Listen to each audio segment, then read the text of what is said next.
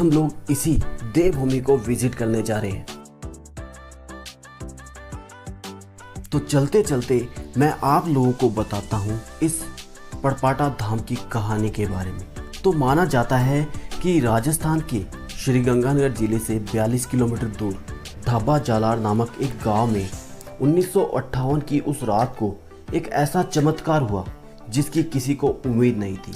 एक ऐसा चमत्कार जिसने रातों रात इस गांव की किस्मत बदल दी, क्योंकि माना जाता है कि उस रात को यहाँ इस गांव के अंदर इतनी तेज और इतनी ज़्यादा बारिश हुई कि इस गांव में बाढ़ जैसे हालात पैदा हो गए। और उसी रात करीबन 2 बजे गांव वालों को एक बहुत तेज और भयानक आवाज़ सुनाई देती है, और आवाज़ के साथ साथ ही जो गांव का पानी है वो बिल्कुल कम हो गया। और जब सुबह गांव वालों ने देखा तो उनकी आंखें फटी की फटी रह गई। गांव वालों ने देखा कि गांव से कुछ दूरी पर 4 बीघा ज़मीन के अंदर ज़मीन पूरी फटी पड़ी है, और जो रात को उन्हें आवाज़ सुनाई दी वो इसी ज़मीन के फटने की थी। और जो पानी था वो सारा का सारा पानी इसी ज़मीन के अंदर सम्मिलित हो गया, और वहाँ पर एक बड़ा सा कुंड बन गया। और तभी से गांव वाले इस जगह को देवभूमि मानते हैं। तो चलो अभी हम लोग पहुँच गए हैं उसी गांव में। तो अभी हम लोग जा रहे हैं उसी जगह को विजिट करने के लिए जो आज लोगों के लिए एक धार्मिक स्थल बन गया है, जहां हर कोई धर्म, हर कोई जात का इस जगह को विजिट करने आता है। वैसे मुझे इस पड़पाटा धाम के बारे में पता चला अपने दोस्त सौरभ की वजह से, और उसी रात को भाई ने एक वीडियो सेंड किया और मुझे कहा कि तुझे इस पड़पाटा धाम को विजिट करना चाहिए। और जब मैंने वो वीडियो देखा तो देखने के बाद बस एक ही मन में इच्छा थी कि मुझे इस पड़पाटा धाम को विजिट करना है। तो अगले ही सुबह मैंने अपना बैग उठाया और निकल पड़ा इस पड़पाटा धाम को विजिट करने के लिए। तो अभी मैं पहुंच गया हूं इसी पड़पाटा धाम के बिल्कुल जस्ट सामने, और अभी मैं एंटर करने जा रहा हूं इसी पड़पाटा धाम को। तो चलो देखते हैं अंदर से ये पड़पाटा धाम कैसा है।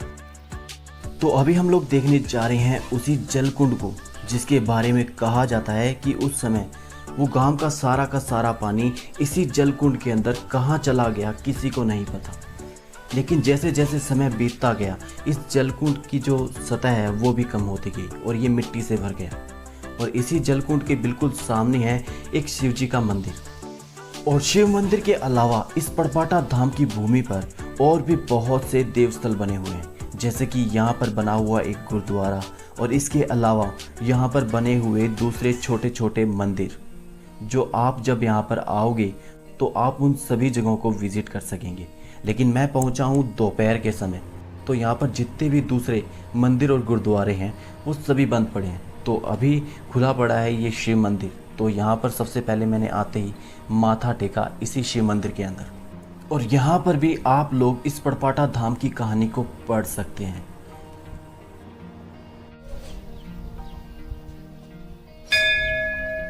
धाम यहाँ पे मतलब खूब बारिश हुई थी, और बारिश होने से शाम को बारिश हुई। उसके बाद मतलब जैसे ही बारिश में गांव में 5 या 6 फीट पानी भर गया था, और पानी भरने के बाद में यहाँ पे मतलब इधर से धरती फटी, और धरती में पूरा का पूरा जो पानी था वो इधर इकट्ठा हो गया, और उससे मतलब हर रोग कटने लग गया। इससे मतलब सहायता मिलने लग गई, और यहाँ पे मतलब काफ़ी लोग आने लग गए। अमावस एक दिन यहाँ पे मेला भरा जाता है, और भादों के मास को यहाँ पर प्रोग्राम होता है। और दिनेश जी ने हमें बहुत कुछ बताया इस पड़पाटा धाम के बारे में।